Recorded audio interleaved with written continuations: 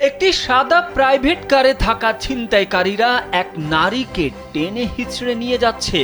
গেল শনিবার এমন একটি ভিডিও ভাইরাল হলে ক্ষোভে ফেটে পড়েন নেটিজেনরা।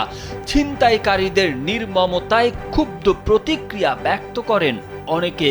ছিনতাইয়ের শিকার নারীকে নিয়ে উদ্বিগ্ন হয়ে পড়েন অনেকে। সেদিনের সেই ভয়াবহ ঘটনার গা শিউরে ওঠার মতো বর্ণনা দিয়েছেন ছিনতাইকারীদের হাতে নির্মমতার শিকার সেই নারী।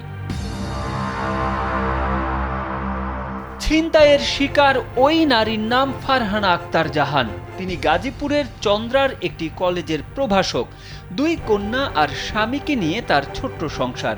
শনিবারের সেই ভয়াবহ ভোরের কথা মনে করে এখনো শিউরে ওঠেন তিনি।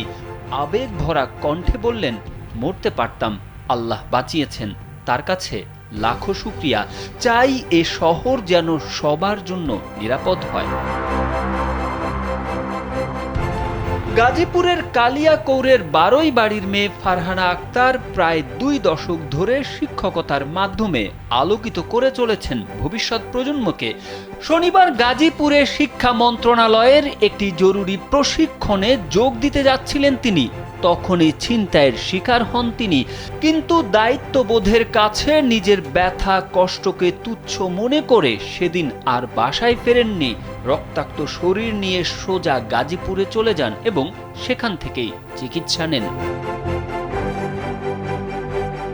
ভোরের শান্ত শহর তখনও পুরোপুরি জেগে ওঠেনি। ঠিক সেই সময় রাজধানীর সিদ্ধেশ্বরীর গ্রিনল্যান্ড টাওয়ারের সামনের ফুটপাতে একা দাঁড়িয়েছিলেন ফারহানা আক্তার। তিনি বলেন, বাসার সামনেই ঘটনা। আমার 2 মেয়ে বাসায় ছিল।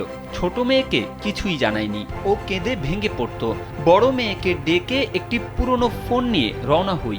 এ ঘটনার ভিডিও সামাজিক মাধ্যমে ভাইরাল হতেই স্বজন শিক্ষার্থী সহ সবাই উদ্বিগ্ন হয়ে পড়েন। ঢাকা মহানগর পুলিশের রমনা অঞ্চলের সহকারী কমিশনার মোহাম্মদ আব্দুল্লাহ আল মামুন জানান, ভিডিও বিশ্লেষণ ও তদন্তের কাজ শুরু হয়েছে। ফারহানা আক্তার বর্তমানে মামলা দায়েরের প্রস্তুতি নিচ্ছেন। এই শিক্ষিকার এখন চাওয়া এই শহরটা যেন সত্যিকার অর্থে নিরাপদ হয়ে ওঠে, আর কোনো নারীকেই যেন ফুটপাতে দাঁড়িয়ে এমন বিভীষিকাময় মুহূর্তের শিকার হতে না হয়।